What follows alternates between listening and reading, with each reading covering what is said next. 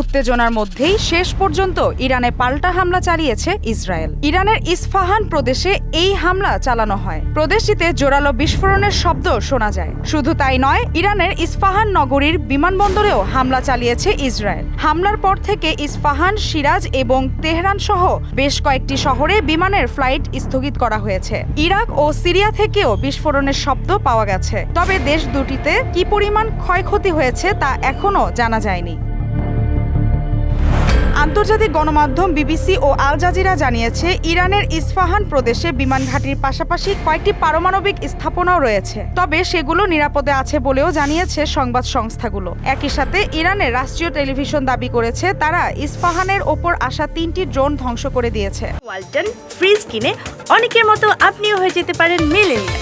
সেরা পণ্যের সেরা অফার।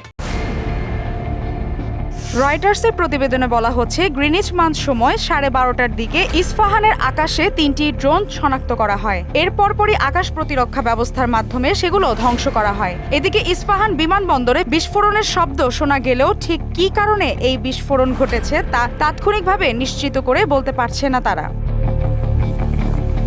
আল জাজিরার প্রতিবেদনে আরও বলা হয়, ইরানে ইসরায়েলি হামলার পর দেশটির প্রদেশগুলোতে আকাশ প্রতিরক্ষা ব্যবস্থা জোরদার করা হয়েছে। আন্তর্জাতিক গণমাধ্যমগুলোতে ইরানে হামলার ব্যাপারে এত কথা বললেও ইরান কিন্তু এখনও চুপ রয়েছে। তারা আনুষ্ঠানিকভাবে ইসরায়েলি হামলার কথা স্বীকার করেনি।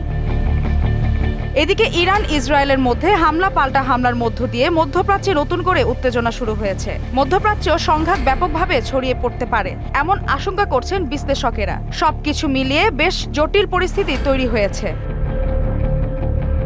এর আগে গত 13 এপ্রিল ইসরায়েলকে লক্ষ্য করে 3 শতাধিক ড্রোন ও ক্ষেপণাস্ত্র ছুড়ে নজিরবিহীন হামলা চালায় ইরান। তবে ইরানের ছোড়া ড্রোন ক্ষেপণাস্ত্রের 99%ই ভূপাতিত করার দাবি করেছিল।